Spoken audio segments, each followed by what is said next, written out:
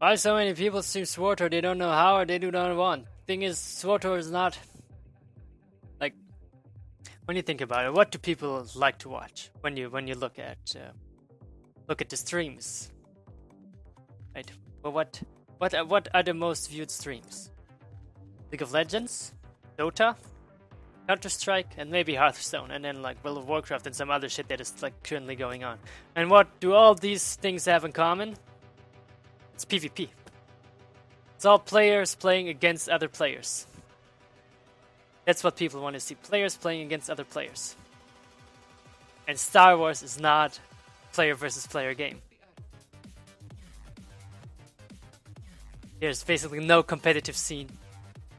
Ranked 4v4 is as good as dead. It's just what like the top players are doing because they're tired of crushing noobs somewhere else, like when they want to have a challenge. But it's not like that there are people doing 4v4s who like are, let's say, mediocre players and just want to play with their 3 friends arenas. No. Not happening. So this is why there are so few people streaming. Because the PvP scene is so small. I guess that is the main reason. Like at least I personally, you don't need to watch a guy level some character. I mean, it's boring as fuck when I play it myself. How can why would I then watch a stream where somebody else is doing boring stuff, in my opinion? I guess that's the biggest problem.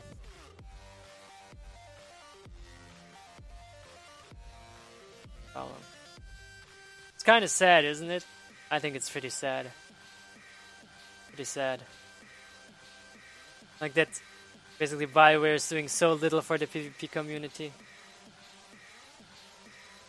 Like it's like every time there's something happening for PvP, it's basically the community just doing it itself. Because the community, like PvPers that are playing this game, like they like this game. They basically don't want to switch to another game. Like they tried and usually the PvP in this game isn't really that big of a problem. Like the PvP itself, of course, there are class balancing issues and stuff like that. But the combat, like how the combat works, like I think that's pretty nice. How classes work, how they play against each other. I think that's pretty nice. Like how the mechanics of these classes are, or how their rotations work, how their defensive cooldowns work. I think that's very nicely made. Like I think that's pretty nice, but it's just no player base there, and I personally feel like BioWare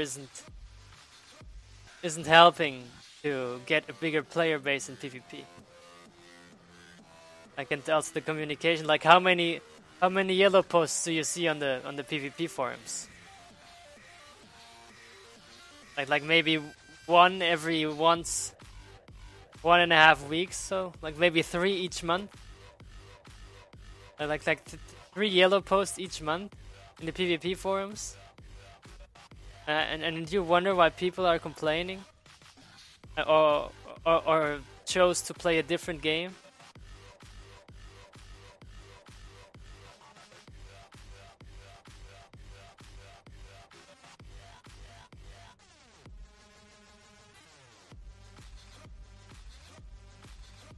January community cantina.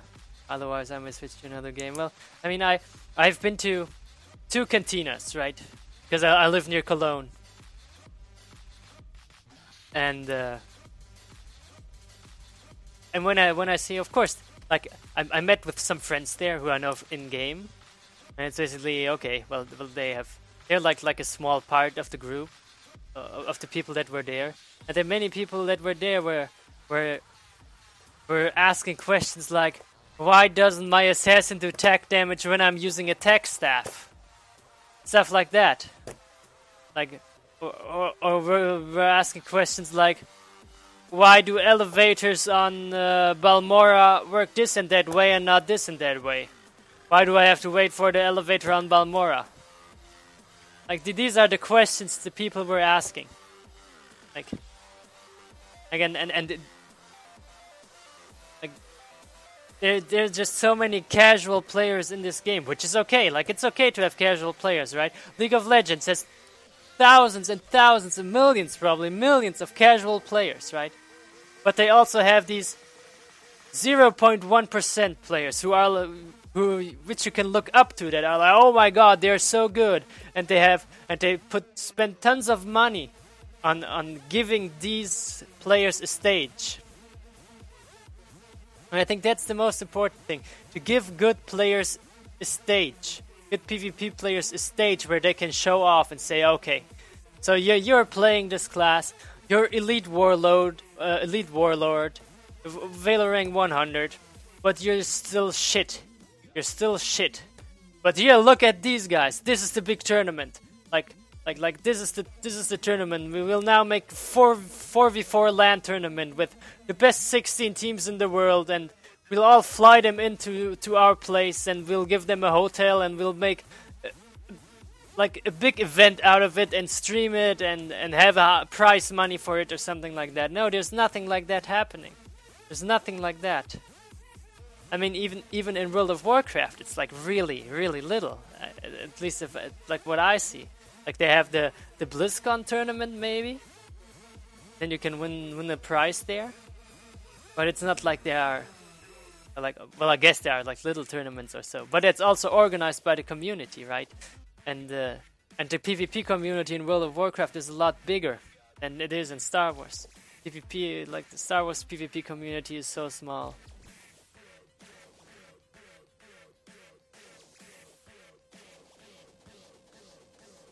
Like the cantinas. I mean, I was at the last cantina, right? That was basically like a little later than the season 2 PvP reward announcements, where they announced that they were basically giving you a picture of a reward for your effort in season 2. And then I went to them and I was like, okay, well, why don't you give us something else? Like, you give us, like, just add a little something. They were like, oh no, we'll do that for season 3. And I guess the season 3 rewards were pretty nice. But then again, I personally asked Eric Musco if we will know, like when season 3 will end at the start of season 3, so we exactly know how much time we will have to get, like to play in the season. Also, to know how much rating you will need to get the rewards, and also know the rewards. Like, I think that's a big part of it. Like, that it's just so badly organized. It's so badly organized. Like why does nobody in the world know when pre-season 4 will end and season 4 will start? Like, why isn't that not announced? I don't understand this. Why are you leaving your player base like so clueless about something that can just be, like, in my opinion, be announced pretty easy? Like, just say, okay, we'll have big patches every 2 months, right? So every three big patches is a season, right? And preseason will last this and this long. We'll start preseason when 3.0 hits, and we will start the season at this and this date. And we already know when this date is. Everybody knows where this date is. And then we'll just go ahead and everybody knows when the season starts, and everybody also knows when the season will end, and everybody also knows how much rating you will have to get for certain rewards, and everybody already knows what the rewards will be. Like, with the rewards, okay, well, maybe you can be like, okay, like we will have, the rewards are secret, like they want to be a surprise, but the thing is, I see many players playing arenas for the rewards because they want to see if there's something to show off, okay, I don't just have a picture in my house that you have to visit that is super small, where you can see what is happening, like what I did in season 3, or if it's like a big mount, where I can stand on the fleet and say, okay, look here, Season 1, fuck yeah, look at me, I got a fucking Rancor. I got a Rancor. Right, look at me, I managed in Season 1. Right? Something like that. Like, it's better than some fucking decoration. Like, who the fuck cares about the decoration? I don't know. I don't understand this. I really don't understand this. And it makes me, like, really, it makes me a little sad. A little sad. I mean, they asked, like, Sesoma 80. They have a big thread on the forums what they want for rewards, right? And I think they did quite a decent job with the season 3 rewards. I mean, the famously furious, like the highest rated title you could get, that is also a joke. Like the titles, they were also a joke. Like I'm an all galaxy operative on Season 2, right? I'm a solo queue hero all galaxy operative. There are 3 operatives in the world that, like 3 people in the world that have this title, right? Like and then there are all galaxy sorcerers and all galaxy juggernauts and whatnot. But fantastically furious or famously furious, I don't know which was the highest rated one. There are 96 people in the world that have that title. Like, they could have made the title, I don't know, Furious Juggernaut or something like that. Oh, welcome to the stream, Asaria. Thank you for following. Like, if they, like, it's just little things, like, make a title that's Furious Operative, Furious Juggernaut, something like that, right? That would have been, like, is it so hard to give each of these persons, like, each class an individual title? I don't think so. I mean, they did it in Season 2, why not do it in Season 3? Like, do you care so less about the PvPers, about your top players, about the PvPers that are keeping the PvP alive for everyone else?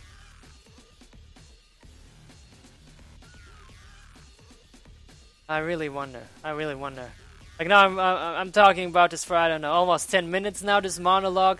I think I'll edit that out. I'll edit that out and I'll upload it on YouTube and I'll put it on the forums. Just so like maybe I'll get a yellow post. Maybe not. That is also one of the things that happened when I was at the games at the community cantina, right? There was one of the devs, I don't know his name, like Eric Musko, like I guess everybody knows who that is, and there was some other guy, I don't know who that is, and I literally asked him, when will we see the next yellow post on the forums? And you know what the answer is? He literally said, soon. He literally said soon, and I was like, okay. Why not have a dev post each day? I don't know. Like, I guess there's some PvP developer there who's like spending all day thinking about, well, at least I hope, how can I make PvP in this game better? What can I do? And then maybe I should just ask the community or at least give the community feedback about their thoughts. What about that? Or just post the community like something. Oh hey, I have watched a stream of these and these guys. You gotta check them out. They're like super good or something like that. No. Nothing. There's nothing coming back. Like, the community is trying to give, and there's nothing coming back from the developers. It's super sad, in my opinion. Super sad. This is also the reason why I personally quit in season 3. Like, I played only like on the last day or so before the season ended and just before the release of 3.0, because there was like no competition. Like it just felt like you were left alone in this game in PvP. And there's nothing out there that can help you. Like the developers, they're doing nothing to make this game a better game for you. Not at all. That's why okay, I'll try League of Legends. Like, it's a different game, but at least they have like a community, right? Right? I can watch league matches where the pros are playing, and I can go like, oh my god, this guy's so good. I want to try that out immediately. And then I go to the shop and buy the champion he just played, and now Riot Games has $2.50 more or so just because I saw that pro play that champion. I want to try that out as well. Like, imagine if they could have done that too. Star Wars, like just, like, and they could even make it on the cartel market if they want to. Like say, okay, now we have these pro players and they're wearing all these cartel outfits, and now I want to buy that cartel market outfit as well because the pro player I saw was wearing it as well. Maybe I'll do more damage now. I don't know.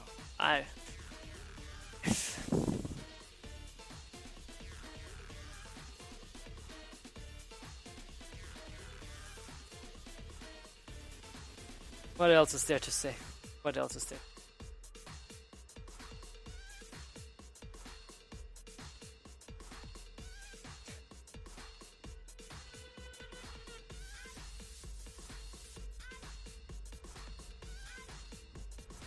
I guess that's enough. I guess that's enough for now. Gotta go. Calm down and go for it. What do I do now? I do now.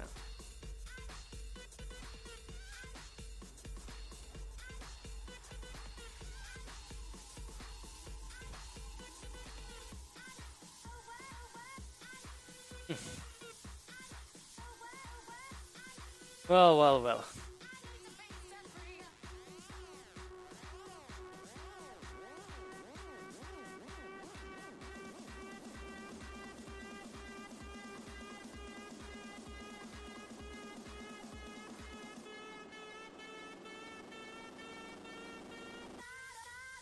I think I'll stop the stream for 4 seconds so I know where I stopped my monologue. I stopped my monologue.